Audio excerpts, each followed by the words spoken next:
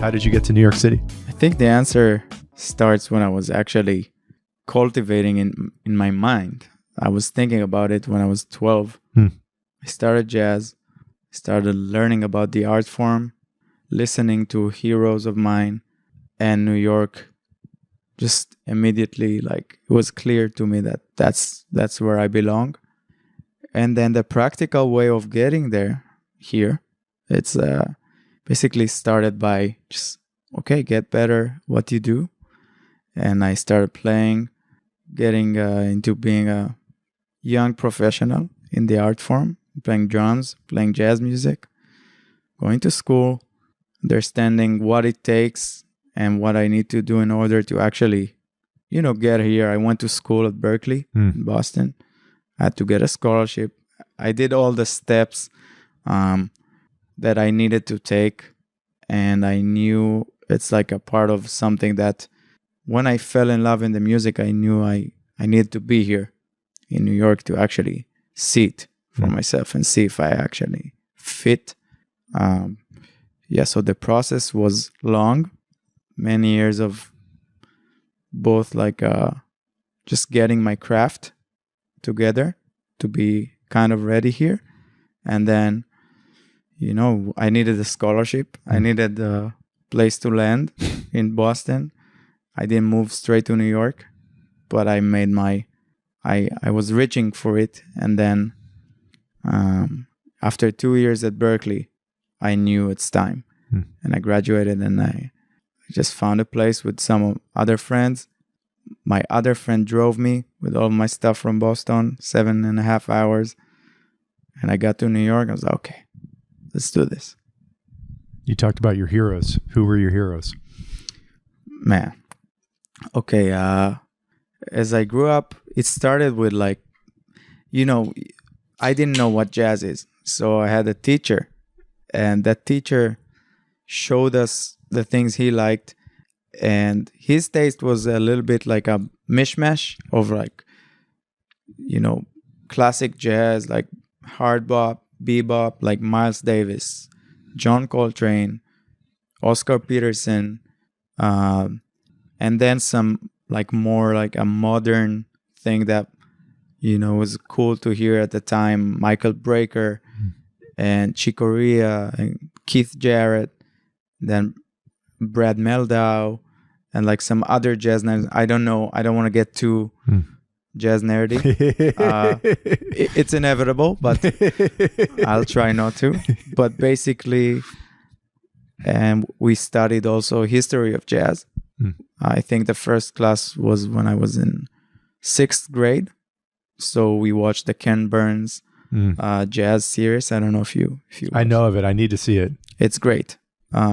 Was definitely great when I started and I didn't know anything. So that was a great way to learn about the art form in a, it was like early 2000s. So I needed a visual stimulation. A book wasn't good enough at the time. And it's well made and I learned a lot. And also you see New York, after you start in New Orleans and then Chicago, but you move to New York for the most part later on. And I just saw this, like all the pictures and the videos from them playing in the clubs. It's like, oh my God, that's so cool. Like, I want to do this. You said you fell in love. What did you fall in love with? You just alluded to the club scene, but what was it about the jazz and the music that made you fall in love in retrospect? It's a good question because actually it wasn't like a moment. There was no one moment, but I gradually fell in love with I felt like, wow, the amount of creativity together with like intellect and like just genius minds doing one thing together, like having a conversation, like creating something that was stimulating. Like for me, like my brain was just on fire when I heard jazz. And I think that's something that I still feel alongside to the spiritual feeling that I had. Not spiritual, sorry, but like just like I was feeling something touching my core. Yeah. I couldn't explain it. I think it was the combination of maybe like mind and soul or something like that, that jazz really, like, I was drawn to that immediately. You know, I saw it as something that it's like, whoa, you need to be really good to even make it sound okay, because it's hard. So you need to work on your craft, intellectual, which was like, the brain was like, okay, dopamine, let's do that. Let's get better. And then my heart was like, just listening to some of the music that I liked at the time. I was like, oh my God, I feel connected to it more than I feel connected to what was playing in the radio or like other stuff that I heard till that time. You said it was, correct me if I'm wrong about any of this, but that it was like the musicians, and I've heard this from other guests from prior interviews, that it was a conversation between the musicians, that there's the craftsmanship about knowing how to perform with excellence, combined with the improvisation and the ability to basically be in conversation with these other excellent musicians. I don't know if I'm misstating your perspective on this, but I'd love to hear about that. That's exactly right. I think there's a misconception about jazz that it's just a bunch of people like making noise. Like improvisation, I think, yeah, it's a big key, but it's not. There's a difference between improvisation from tools and language and expertise in a field that you gained, than just like free improvisation. That's whatever, like make a noise. We're going to work out with it. It's jazz for me. It's if you took a bunch of scientists or philosophers, they're all like very educated and well learned and researched, and each one of them is working to the finest detail about their thesis or whatever, and then you get them together in a room to share their thoughts. So once one of them says, listen guys, I was working on this and that, and he's also putting references inside of his sentences. He's saying, as Newton said, this law of whatever, and then Einstein came, and then, so they all know. They don't need to, it's like a very high level conversation. Frame of reference, yeah. It's not like he's not just saying like, oh, bread, jumping in the water, and then they're having a conversation. The level of the conversation is high because all of them are very fluent and they're experts in the same kind of field. That's how jazz for me is like improvisation within expertise in the field. That's why in order to even start improvising together, you need to learn. That's why I see jazz like it's more of, you need to be a good student of the music before you can improvise. If you just improvise and you don't know the references and you don't know the history and you don't know the music, you're not going to be a good jazz musician. It's fascinating because there's a playfulness about the music, Yeah. the improvisation that as a complete novice seems unique to that form of musical expression compared to all the others. Similarly to people that are excellent comedians, you need to have an incredible grasp of human nature, linguistics, a massive vocabulary to really be able to play around in that space with excellence to deliver a great performance. It's sort of similar to what you're alluding to. Yeah, it's exactly right. And then I think the cool thing about music is that you don't have to, as an audience, you don't have to know the references. You don't need to have the experience and the expertise to enjoy it. So that's the other part of like, you couldn't, like if I go to like a math convention, I'm not going to enjoy it, probably because I wouldn't understand what they're talking about. But if you go to a jazz show, a concert, and you can see, oh wow, they're doing something that I see how they're so playful because they know they're experts in what they're doing, or they know it so well. They're making jokes, they're having fun, they're talking to each other within a frame of an art form that they know really well. I think as an audience member, it gives you comfort that you see something that it's of a high level, but then it's playful and it's joyful. So you can connect to the feelings of it because they are universal. Like the joyfulness, the psychology of playing in a band, communicating. As you said, that's actually, I think, it's universal. You don't need to know. And I think the combination, it's exactly, what I said about soul and the brain. I think it's the two of them together that, for me, that's jazz. Like, it's, yeah. Beautifully said. I want to get back to your journey as a musician, and from you watching the Ken Burns documentary about jazz when I think you said you were in the 6th grade. Yeah. Tell me about your development as a musician from around that age. What you eventually became focused on trying to increase your excellence in performing, and how you got to Berklee as well. Okay. So basically, around that time, I started playing drums when I was 8. So that was like a few years before. Yeah. But in the first few years, you're getting to know the instrument a little bit. I liked it. I didn't practice every day. I had a teacher. And then only as I started to play in a band in school, and I had my friends from class there with me, we started doing it together.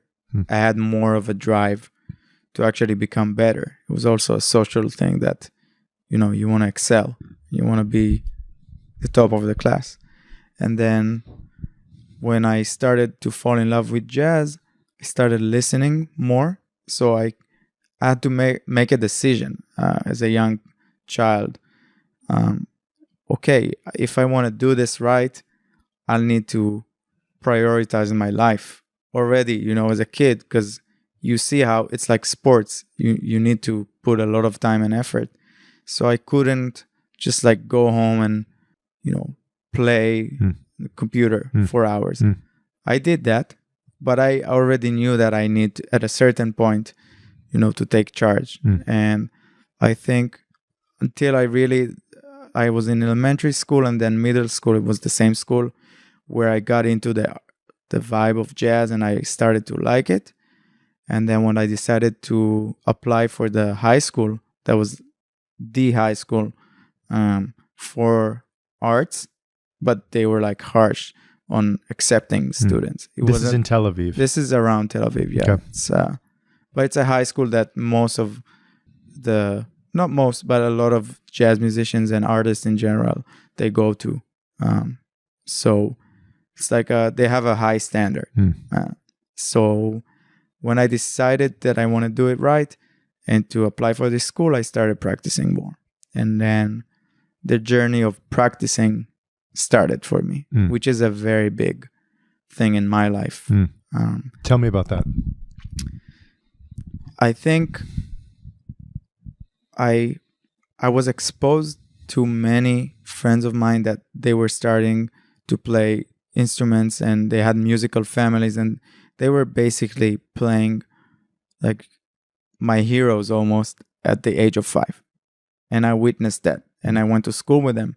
And they were my friends. But I didn't start like that.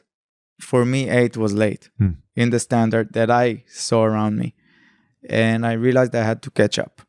And because I couldn't go back in time and start playing the drums from 3 years or before, I knew I had to do the catching up very soon. So when I actually practiced, like to get into the high school, I was just starting to practice, and I was feeling already in like the difference between practicing once a week just before my weekly lesson, just to get by, to actually practicing twice or 3 times a week.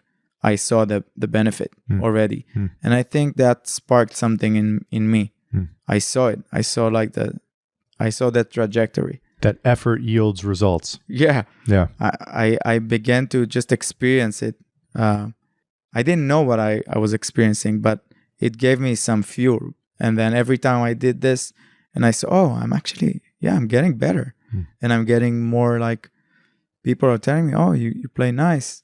And I started to get compliments. It made me want it even more. By the time I was accepted to this high school, I was around other, I'm saying quote unquote, monsters in terms of like great musicians, prodigies. And it made me understand, okay, you need more of that practice. And in high school, we had ensembles, and you were put in the ensembles based on your playing. So if you wanted to be in the best ensembles, you need to play the best. And there were so many great musicians there. So I wanted to be one of them. So I started practicing more. So it became almost every day, but not every day. I was still a kid. I wanted to play outside and hang out with my friends. But then there was a workshop at Berklee, actually, a summer workshop that all my friends for many years, even the older ones, they went there. They got accepted. You like submit a video online, and then if you get accepted, you go to a workshop in the summer, and you're like in this elite group of international jazz, whatever, future stars, and you have a chance also to audition for a full scholarship to the college. And it's like, oh my God. And every year, the best musicians from my high school went there. They got it. Some of them came back with full scholarships. I was like, okay, it's my time. And we all submitted the application.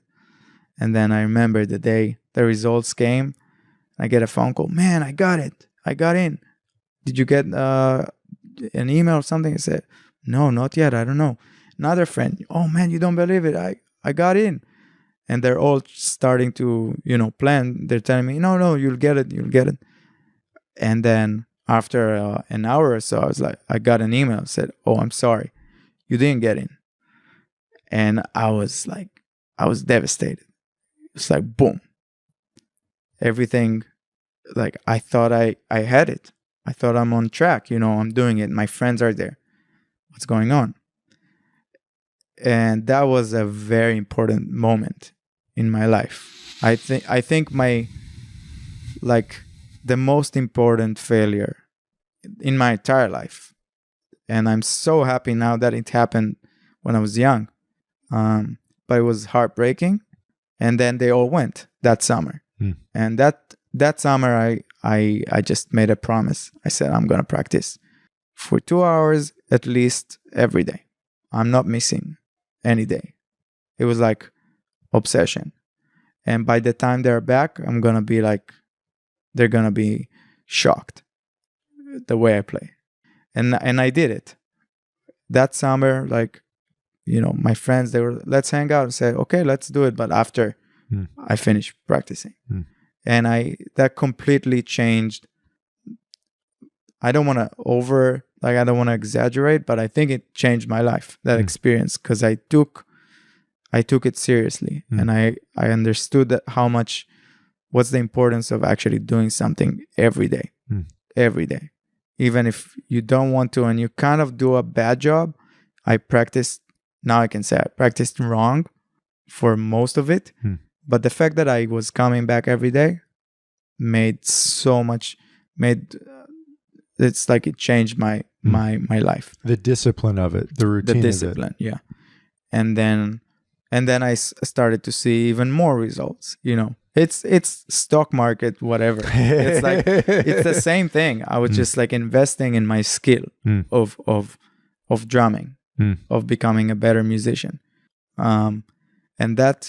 And then I started seeing a change. After that summer, when my friends came back, I saw that I'm getting better. I saw that I'm at a better place in my class. And then I kept going. And then I started getting some approvals from the outside. Some people started to call me for gigs. I was in high school. I was like elders. So, oh, that's cool. I guess it's working. And I always said to myself, keep practicing. Don't let it go into your head. You're nothing. Like this could happen again. So keep it going. And eventually that stayed with me And then it helped me get like this thing that it helped me get into the program I wanted after high school and actually get a full scholarship to Berklee. And some of my friends that they couldn't do it, even though they went there in the summer. They couldn't do it because, there were like maybe 5 years in between the time to actually apply for the college scholarship. And I stuck to what I believed. And then I started playing with bigger artists, in Israel, but started actually seeing that I'm making it a career, somewhat of a career. So I knew that's the key for me. The practicing, that was and still is my core. Even if nowadays I don't do it as much because I might not be here, but it's still my philosophy. It's still what enabled me to be here in New York and actually do it. Your center. That's what you come back to. The moment when you applied for that summer opportunity and didn't get in, do you look back on that and think I was delusional to believe I was at a point that I would be accepted to a program at that level? Were you kind of right on the edge of being qualified? Do you think it was a fluke that you didn't get in? How do you think about that moment specifically? Because you already said this, but like that may be one of the most important things that ever happened to you. And I think in the moment when people fail and it hurts that badly, that in retrospect, many years later, often people will say, because they obviously care so much, they wouldn't have had the heartbreak if they didn't care, and they eventually do overcome. And it's like tearing muscles in a workout. Like you've got to put in the time to excel. But when you think back to who you were as a musician when you applied and didn't get in, how do you assess whether you really were qualified at that point to go with your friends and go to Boston and be a part of that program? I think now for sure I could say that I wasn't ready. It wasn't like I get it. If I was the judge and I had to choose, I wouldn't choose me at the time. Not because I think it was like, oh, you're so delusional to even apply. I wasn't really like, I was playing. I had something, but this something wasn't ready. And my friends, they were more ready than me. And I think it also at that moment, it hurt, but I think I understood at a certain level. That's why I started practicing, because I understood that there's no point of like saying, oh, this thing is, rigged or whatever, or I don't know why they need this, they need that. I just knew that it's not enough. Like, but I didn't have a doubt that I'm not cut out for it. I think that's kind of like balanced more, that I just understood that I need to put more work. And that you could get there. Yeah. It didn't make me think, it didn't really completely break me. Some people actually, they could break them. But for me, it was like hurting enough for me to make a big change, but not too much for me to actually say, okay, forget about it. And I think it relates also to I think you need a specific kind of ability to handle these crises in this world, in the field of music or whatever arts. You need it. You need a tough skin. Like you can't, if you fall from a failure, it's not good. You need to be able to. It's fine to be sad. It's fine maybe to have a week or something or whatever of a heartbreak, not to want to do this anymore. But you need to be able to have like, okay, what went wrong? How do I fix it? And let's fix it now. Because I did believe that with work I could change. I'd love to hear about that transition where I think you said you were practicing 2 hours every day. Yeah. I don't know how clearly you remember that routine, but was that you're setting your alarm at a certain time in the morning, getting up, brushing your teeth, and going straight to the drum set? How exactly did you fit that into your life? And was it even difficult for you to muster the energy to create that discipline? I'm guessing the answer is probably no, because you just wanted it so badly, but I'd love to hear about that. Well, it started with yes. It was very difficult. To adjust. Yeah. Basically, I think when I started, it was a summer vacation, so it was easier to adjust schedule-wise. But as I kept on with it, I had to do it after school because it was too early in the morning, and my neighbors wouldn't let me play drums before like afternoon. So I would go to my high school and come back around 3 p.m. or something, 3:30, have lunch, and then I would go to the drums, 4 to 6. That was my always 4 p.m. to 6 p.m. And the first, I can't really remember specifically, but I remember the beginning was a little bit hard, because you're tired after a day in high school, and sometimes friends, they want to hang out and they want to do stuff, and you have to start saying, no, I have to go practice. The beginning, that's weird, till they understand and they adjust too. They know, oh, okay, I'm not going to call you 4 to 6 to play, It was hard in the beginning. I was just very frustrated, and I would go to the drum set almost like with no like powers. I was no energy. I was like, oh man, just trying to get to the drums. I would start a timer, and I would do something at the drums. That's what I said. I wasn't really like practicing it wasn't like great practice sessions, but it was about discipline more than the practice itself. So it started being very hard every day. I didn't want to do it. But then I remembered the humiliation and the heartbreak. I said, okay, that's what I need to do. But after a month or something, I don't remember exactly, then it became natural. Atomic Habits. I'm sure I love that book. Yeah. Yeah. Didn't know it at the time, of course, but it just became something I do, and then became easier.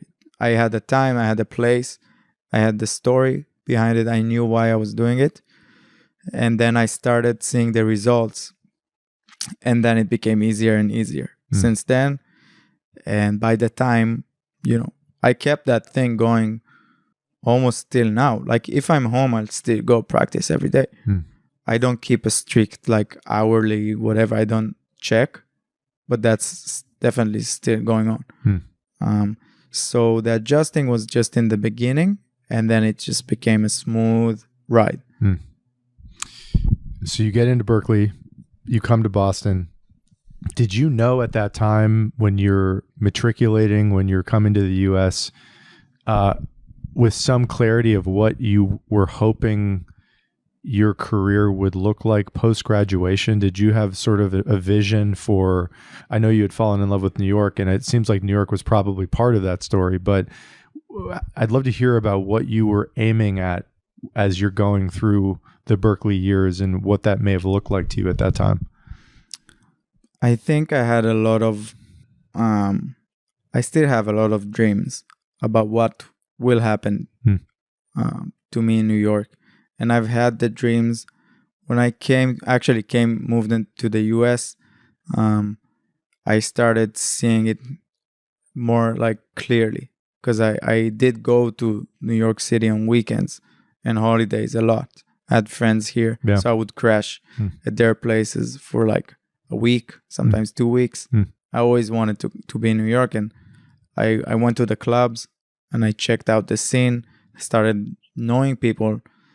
And as I started doing like the actual legwork, I started imagining me, playing on these stages, me playing with these people that I was watching from the crowd. And then at Berklee too, I've seen the teachers over there some of them are the heroes of mine from when I was a kid. So I started imagining me playing with them. And then, some of that happened. And as one, like, you accomplish one dream, you immediately think about the next one. I started playing with a teacher of mine that I was like, oh my God, this is my hero. Immediately after the first time, I was like, okay, but my dream is actually to play regularly with them. And then you play more with them. Okay, but my dream is actually to play with them on that stage. And then I want to play with them with this other person that I really like. So my brain at this time was kind of like just moving around from dream to dream. And as I achieved, it's not that I achieved many dreams, but it's like little goals that, that happened. That's very cool. Immediately I had to keep my head down again, telling myself, don't let it go to your head again. It's kind of like the devil and the angel on your shoulders, and one of them says like, okay, you made it, and immediately the one that was hurt before is a good devil. It's good for you, but it's there. And immediately as I had a gig or I was called for something, it's like, okay, you're nothing. Not to, it's a kind of like jokingly saying like, go back to practice. Don't let it, don't think about yourself as like, oh yeah, I'm this and that. You're gonna get hurt. So keep pushing. We were talking before we started recording about the history of jazz, and it seems like that also was part of your education, was learning about the history of this kind of music. And I'd love to give you some space to talk about, in your mind, what resonates, what matters about the history, or which is what has stayed with you about the history of this art form that you find interesting, or that's important for people maybe to appreciate when they hear jazz live. I'd love for you to just take that wherever you would like, because to me, in the very little I understand about it, it's a fascinating background, and I think it's very instructive in learning about the history and making sense of what you are listening to. Yeah. I'll try to do that in a way that I don't pretentiously try to be like a jazz historian, sure, or whatever, just from the perspective that I, I participate in that art form now, but I'm also not from the US, which probably affects my point of view, but the way I see it and the way I learned about jazz and the people who invented this art form, they didn't come from like a very, not all of them, but it wasn't like coming from a very comfortable life situation. Most of them, they had a very hard time, very hard upbringing. And then they were like also very talented, but musically and like spiritually developed people, because the music around that time, popular music, was either like I don't want to get too historical, but let's take it forward, not the beginning of jazz, but like the beginning of like the 40s and the 50s, were bebop and hard bop, which is a lot of the jazz we hear today, still very like derived from that. There's a connection, very strong connection to the 40s and 50s, and of course everything that came before and after. But aesthetically speaking, it's still the prevailing style.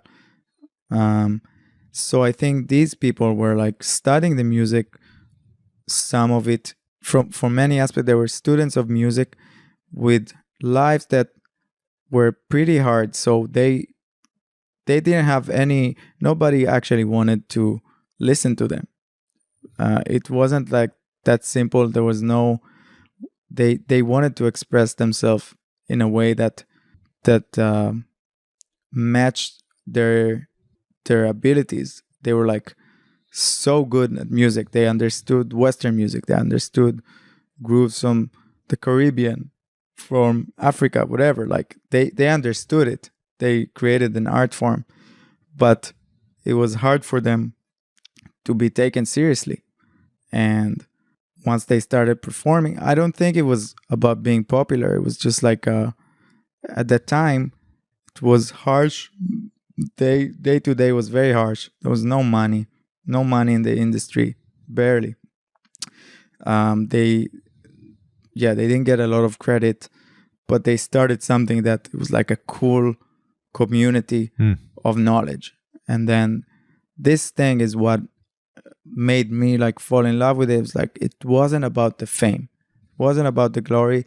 There was definitely no money, and there was no like even the appreciation of it wasn't really at the time something that you could live from, And although all of these things were happening, they wanted to, like, they had to express themselves and actually lift their spirit, I don't want to say, I don't know what went through their minds actually.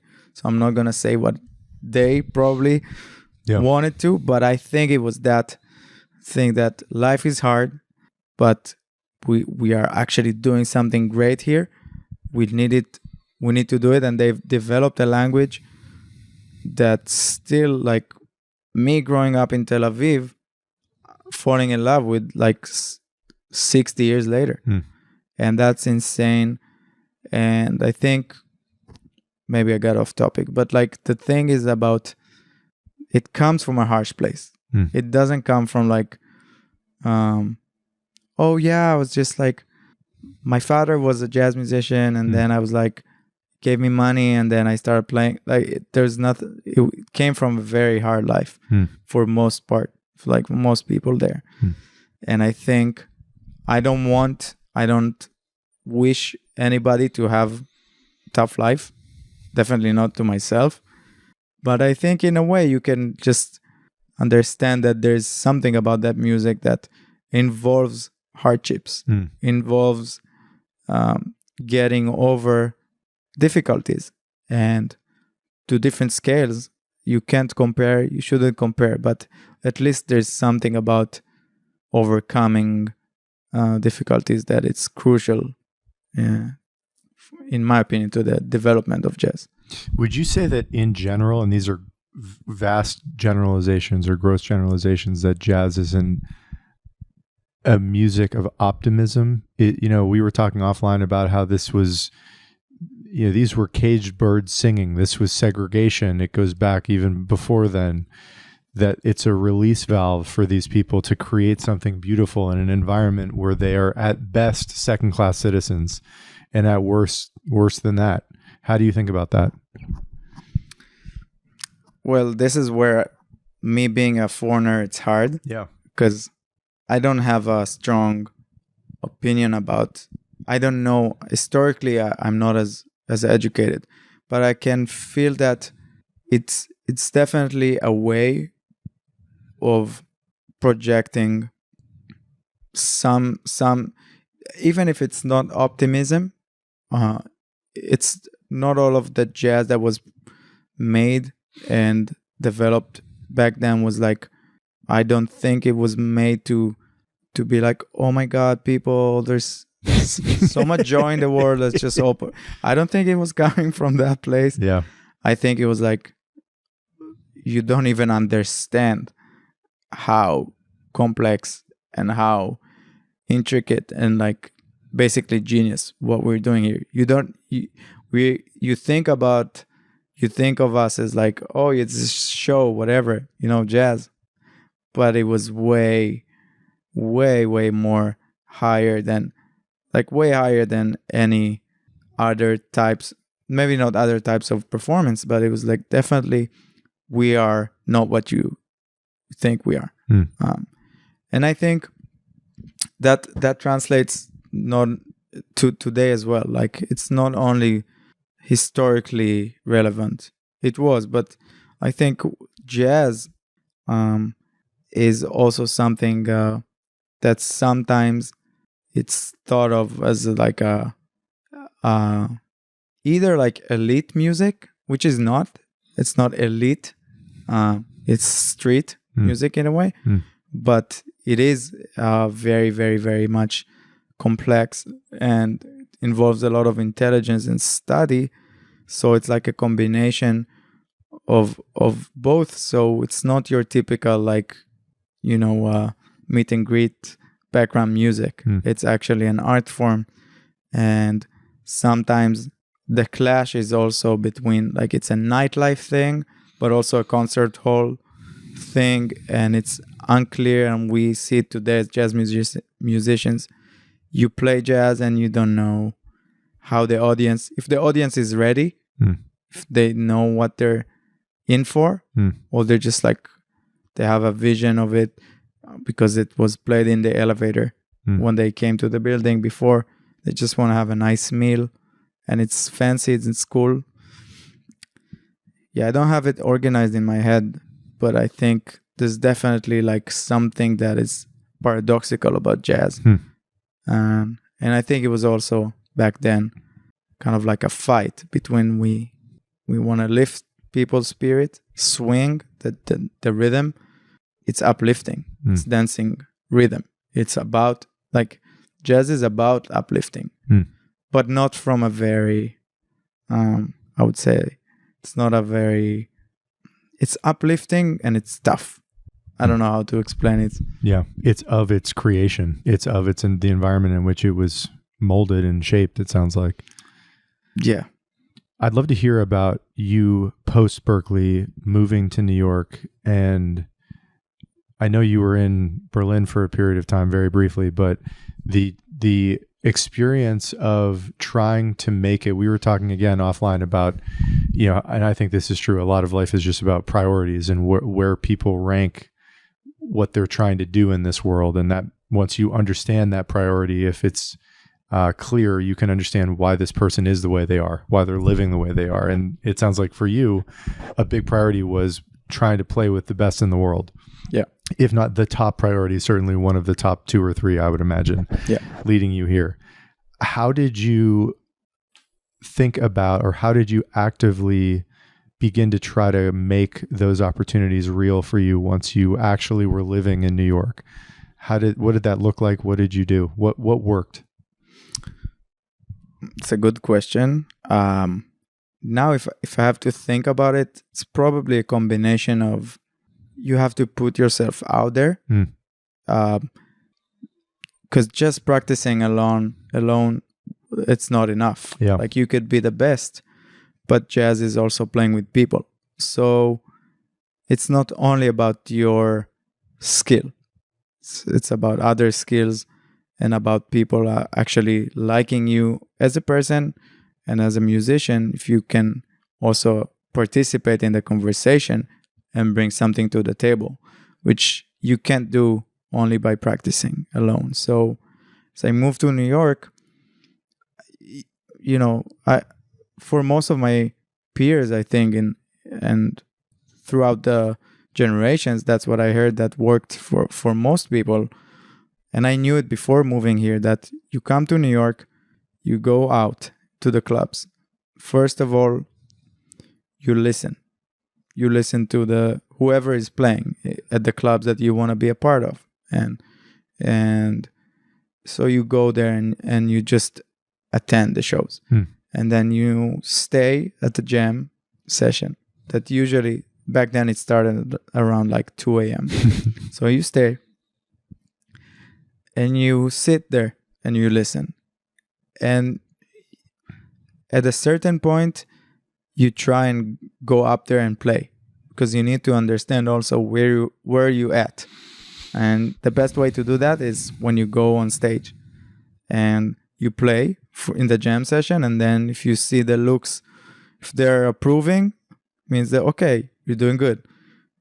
If people say something, and they might say, because jazz is not always lovey-dovey, they can tell you, what are you doing? What are you doing, man? It's like, so then you learn too, okay, this thing I need to work on. And you do that for several months. And at the same time, you start playing with the people like you that just moved. You meet them at the clubs, you meet them at the jam sessions. Maybe you know them from different things you did in the past, programs and summer things and college. But you do that and you organize sessions, we call them. It's basically just getting together and playing. But it's not only for fun. It's fun, but it's actually to build a community and with your peers and getting better at the skill of playing together. So I started doing that. And sometimes you have a peak moment, maybe once every 3 months, that somebody you really like calls you for a session at their house, like older musician. And then it could be great experience and you might get a gig and they might not call you for a year. And so you keep doing the same thing. And then what happened for me, and I think it happens in general, it's like people are starting to notice you. And then they call you for work. And as you get more work, if you do a good job, you might get more work or better work. You start from, doing whatever they offer you to do. But hopefully you get better and then you can choose the things that you really want to do. And it takes time and sometimes you have a year that you get a lot of good gigs and then a year that you don't have good gigs. You also have to consider that. And that was my life, and basically I moved to New York in the summer of 2018 and I met Shani, my wife. We spoke about it. She lived in Berlin at the time. I met her in Berlin in May 2019. And between May 2019 and January 2020, I wasn't in New York. So I had summer of 2018 till April of 2019. Less than a year in New York before I had almost like a year of not being in New York. Yeah. And in that year, I lived in Berlin. I was part of a band that was touring sometimes, but I couldn't be in New York. So I just started my thing in New York. I did all this jam session thing, going to the clubs, but less than a year. And then I came back with Shani 2020, end of January. And in March, we left again because of COVID. Yeah. So basically, I started New York and then I had to leave. And then I came back only in April 2021. That was my real beginning, but I had connections. I knew people from Berklee. I know people from my friends that lived here before me. They helped me. That's a big part. I've known many people that they've been living in New York and making a career for 20 years. So they knew me. So they helped me. They said, oh yeah, I have this gig, or meet this person. And basically you just kind of like slowly going up the ladder and you just get to a point that you say, okay, I'm actually doing it. It doesn't feel like I made it, but I'm doing something. I'm kind of working in a way. How did you know that, by this point of you trying to make it professionally in New York, you've been doing this very intentionally and in a focused way for a long time. But I would imagine it's still the case that for some people, they could be as focused and as dedicated as you are and you had been, and not necessarily have quite the stuff necessary to make it, to have people, as you said, a lot of this is dependent upon your network and people recommending you and offering you gigs. And I would guess not everybody gets those opportunities, even if they show up in New York with a lot of experience. How did you know? I don't know if there was a point at which you realized or you kind of deduced, I have this, I've developed the skills and I have the stuff at this point and the connections at this point where I can do this. I can be a working musician here in the city. I'm thinking. Well, it's not, the way I look at it is that I never had a clear voice saying that I couldn't. Could not. Yeah. Yeah. So that was more of that was always, some people have that voice. Yeah. And if you let it speak. The bad devil. The bad devil. I had a good devil. But the bad devil, if you let it get to you, yeah, it will just consume everything you have. And I think luckily I didn't have that. It's not that I had a strong belief that I said, I have what it takes, or like didn't do any affirmations or stuff like that. But I didn't have that voice that's saying, no, you can't make it. So I just kept going. And then I try to be as realistic as I can to what, to look around me and the reality and say, okay, this is kind of what I have. This is what's been going on with me since I moved to New York, or since I started. I see, I could do better here. I can do better here, but I see the path, and I'm still on the path, and it's probably not going to end. That's good for me because I don't want it to end. But I see that as I work, as I keep myself, I first of all, I need to keep practicing. That's one philosophy that never goes away. Yeah, that's one side of the, let's say, the philosophy. Practice. Keep getting better. If you keep getting better and people are not practicing anymore at a certain point, or they practice less, and you keep doing it, so you have a leverage. That's good for anything. You just keep getting, and it's not only about getting better. At a certain point, it's getting deeper. And as a musician, that's something that is changing to a certain point. The beginning, you work on the craft. You need to technically be better. At a certain point, you are technically, there's a spot that technically you're not going to get better, but you could get deeper into the music. You can be more meaningful. You can find a connection with the instrument through practicing, that whatever you say is more meaningful. It's more truthful. You clean the BS, you clean the ego, you clean the licks, we call it. So that's the part, that's why I keep practicing, because there's always something to go to thrive for. So now I need to clean a lot of things and also get better. Technically, that's fine. I can admit it. But that's one part. The other part was be a good person. Or not a good person, be a good hang. It's more important. Be that person that people would like to have around them when they're stressed. Because in music and in many other things in life, if you're a band leader, if you're like you have a company, you need people around you that they're going to take care of business. They're going to do what they need to do, and they're going to do it well. And they're not going to give you headache. So you need to be there on time. If they know you're going to be there on time, and you've built your reputation as somebody who's never late, so always learning the music, so he comes prepared. You're a nice person, so you're not too intense, you're not too shy. There's a lot to it. Sweet spot. Yeah, and then you play good. You know the history of the music. You're respectful to the band leader. You know how to make people feel comfortable around you.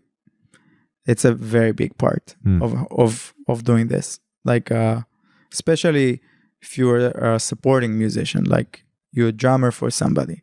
If you're leading the band, you can do other stuff. You need other skill set, which is different sometimes. But at least to be a part of a band, that's what you need. So for me, that's always I need to keep myself in check. Like, are you these things you claim to be? Your reputation. Is it good? Sometimes also you need to be out more. So you can be practicing. You can be a good person. You can be a professional. but people forget about you. And for me, fortunately, in the jazz scene in New York, you can still do that physically. You don't have to rely on a social media. Thank God. Yeah, for now. This is a big point because I can, if I need to be out there, I don't have to post 10 reels. I don't have to create content. I could, and that definitely will catch the attention of some people as long as I do it in an authentic way, and that's possible. But also I can go to the jazz club that I like to go to hang out with friends and then meet there 10, 15 people that I haven't seen for a month or two. And then, oh man, you're in town, whatever. Oh, you here? Let's play. I have this gig. That's it. So that part is also very important. And I think that's the difference between some people who are, as you said, practicing and they do everything right, but you need the whole cake. You know, there's like the technical ability to perform, and a lot of, maybe half of what you just said is about social skills and reliability. And you use this word, I think, multiple times, your reputation. That's something that you have to earn. That isn't just granted to you because you're extremely talented at playing an instrument. Yeah. And that's going back to what we said about jazz, that it's playing with people. It's not only, it translates to the musician you are. If you're late and you're not a nice hang, subconsciously, people, the musicians, they know you're not going to bring something else to the bandstand. You're going to bring to the bandstand the same values that you bring to your everyday life or to your professional or hang behavior. So you don't, that's funny, but I can see from just seeing a person sometimes, I can see if they're a good musician or not. You know, you can sense it.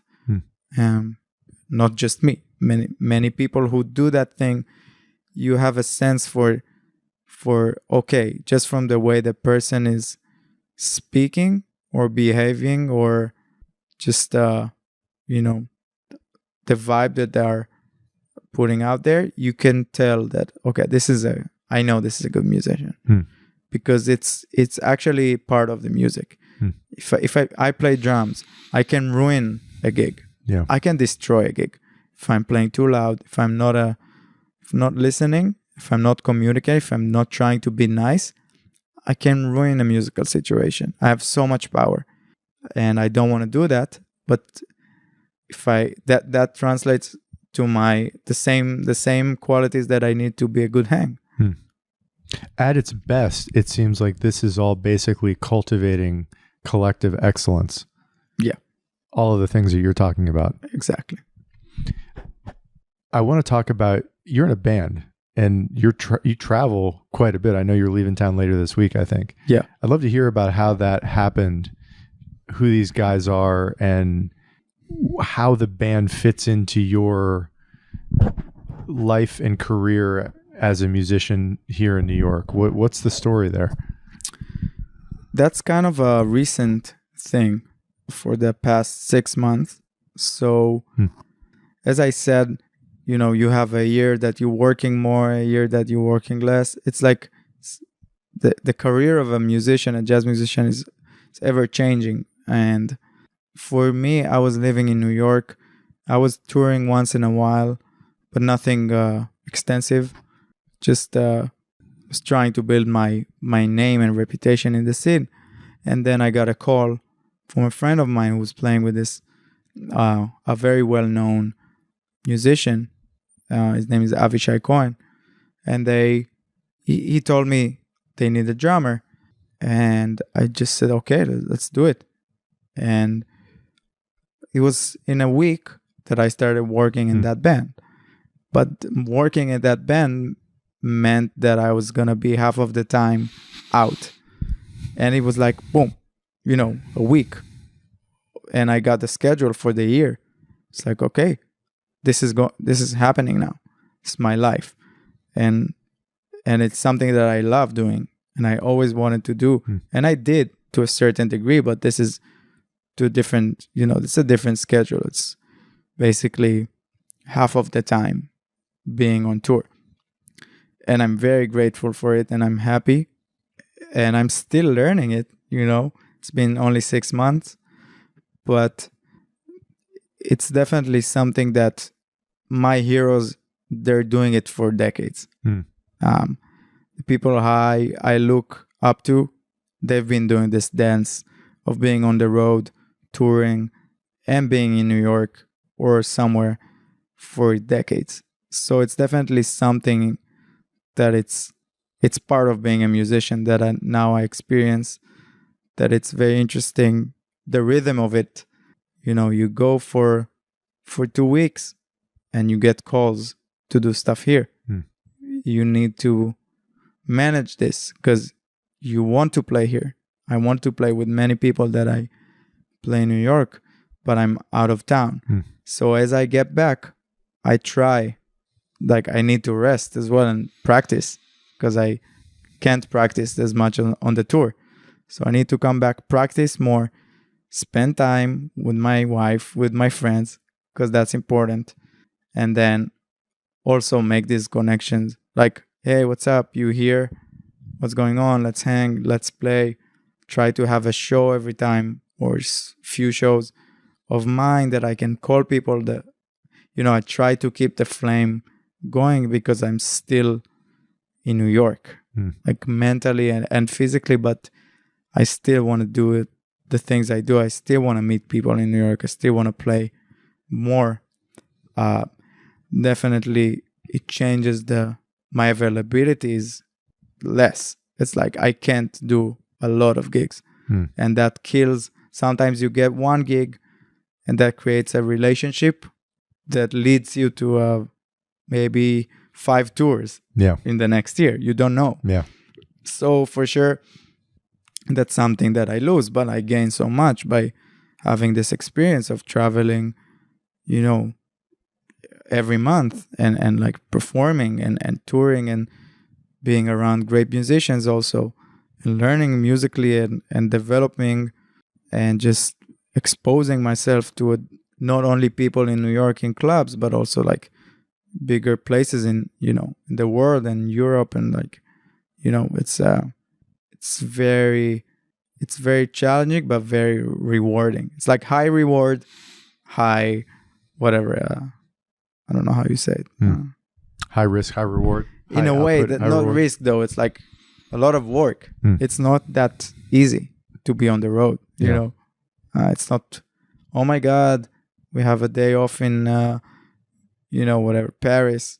Let's just have a great day. No, it's you travel in the morning, you take a flight, it might be delayed. You get to the other destination, the bags are not arriving. Then you have a sound check. In 2 hours, there's a 1 hour van ride, and that's your time to eat and rest, get a shower. But the bags are not here, so you go straight to the venue. So you sound check with your suitcase. You don't shower, you eat backstage some snacks. You do the show, come back to the hotel. Maybe you have dinner after the show, but come back to the hotel and you sleep 6 hours and you do that again. For 2 weeks, it's not that glamorous. People see the highlight reel. Yeah, they don't see the backstory. Exactly. Not that I'm complaining. Yeah, and also I don't want to sound like I know everything. People have been doing it for decades. But I think people don't necessarily understand the effort that's required and the tolerance for ambiguity and stress that comes with being in that situation. Exactly, and on. As a drummer or as a side band, you have the least responsibility. So what I just described is that's where you have the least responsibility. You basically just need to get to the place and play. But other people on the team, the tour manager and the team, the band leader, they have way more things to even deal with the same time that you are there. So it's one of the toughest jobs. But the reward is so big when you play and people are just having a great time and you play every night in a different country or a different city, and you see people from all over the world and they love the music, that's the reward is so satisfying. It's there's something, you know. At this point in your career, given that you're on the road half the time, given that you have some connections in New York and you play gigs here, I'd love to hear your thoughts on how much of a struggle this. I know that you don't do this for the money, but everyone struggles with money, and money can solve a lot of money problems. How much of a struggle at this point in your career is just the financial aspect of trying to be a full-time working musician? Yeah, I don't know how much these gigs pay or how much these opportunities on the road pay. Do you feel like at this point it is a major hardship? It is a struggle? Or has some of that been mitigated by growing revenue for you? I'd love to hear about the starving artist part of this story. Okay, yeah, I'll give you try to make it not too long, but I'll give you a little bit of the philosophy and then the reality. Yeah. Because they're tied together. My background and my family, they always supported me, not financially. They tried. They don't have a lot, but they mentally and just they gave me a very strong sense of confidence that I should do this, that I could, and that's for me way more important than money. So as I was, we talked about high school years, and I was starting to practice, and people started to call me for stuff, for musical, paying jobs. And I remember going to my mom and I told her, listen, this person, they asked me to play this event and it pays, whatever, it was like $100 or something back then. Should I do it? And she asked me, do you want to play with this person? Do you like the music? I said, not really, but I'll have money and then I can buy something and I can maybe... She said, don't do this then. And then I was like, I had a paradox because, we need money. I need money. I don't have money. And she said, I don't really remember, but that's what stayed with me, the feeling that she basically said, just play the music that you want to play with the people you want to play and you'll get it. You'll get the money. So, and there's also like a sentence musicians say, take care of the music and the music will take care of you. And that's definitely part of my philosophy. So fast forward to today, if you asked me a year ago, I may have had a different answer, because that's part of also the 1 year like that, 1 year like that. So when you live in New York, I was okay. I was doing fine. I wasn't feeling that relaxed about money. I wasn't thinking about, I couldn't just say, okay, whatever, I know I'll have work and it's fine. But I was not stressing out too much. I knew I'll have enough to have rent and to have food and to live the life, but definitely not to save up. And then, yes, as I started playing and tour more, financially it's better. I don't have to, I'm not rich, but it's something that now my financial thinking is different. It's like, if I have more money than what I used to make, I should invest it or do something. I'm starting, I don't know what it means, because I'm coming from such an artistic house that money we never spoke about financials.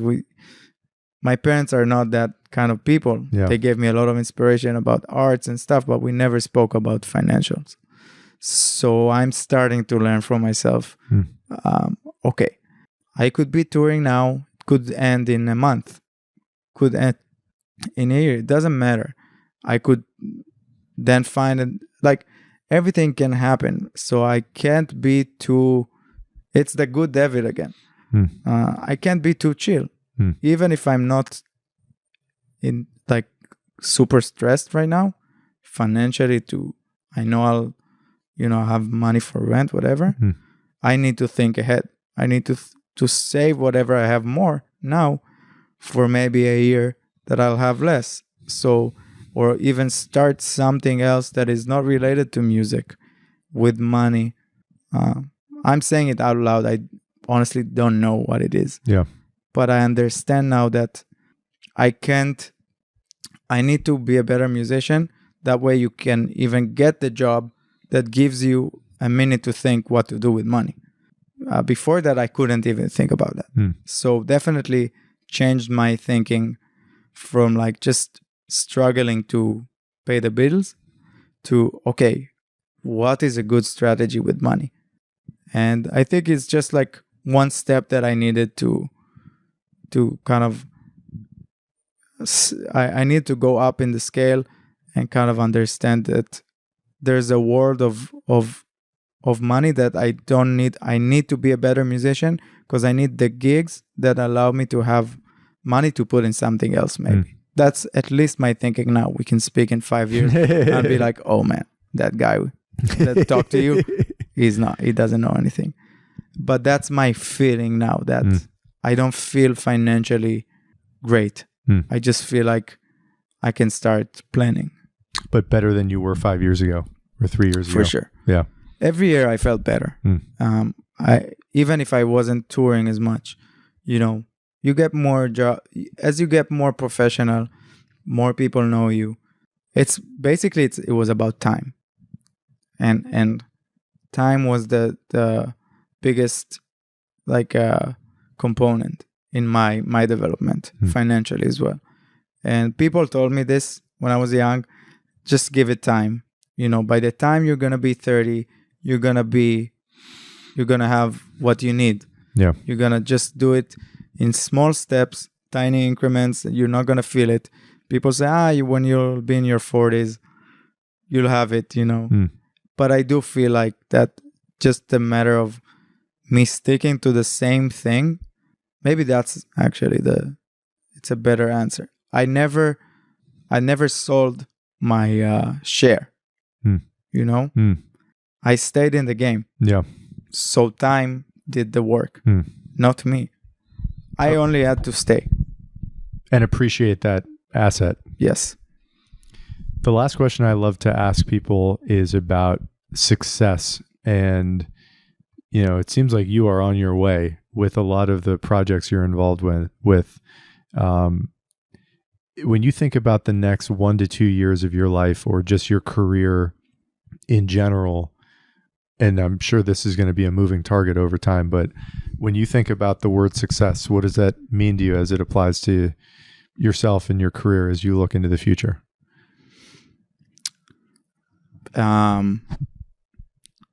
I think staying in the game, because the success thing, you cross it and you write it again on the board every time you achieve a goal, as we said. Yeah. Like what I consider success now, I could get there and not feel successful. I know it. Because I could say, oh, you did this, you succeeded for when I was a kid. But my hunger, my craving is bigger now. But I definitely see the people who are still doing this, they are the successful people. If I can still be a drummer and a musician and do the music, I think just the music I like to play, and have a family and not to worry, if I don't have to worry about every penny, if I can live a decent life, I don't want to be rich. That's being successful. But if one part of this equation is not there, so then I think I wouldn't call it a success. Just being a touring musician without having a family or with having struggles in my personal life, I don't think it's a success. So if we speak in like 10, 15 years and I'm still doing it, it doesn't matter what I'm doing, but am I still in the game? That's success for me. And some people don't, I think they think about success too much sometimes when they move to New York. And success is it's tricky because you have to imagine, you have to consider all factors of your life when you think about success.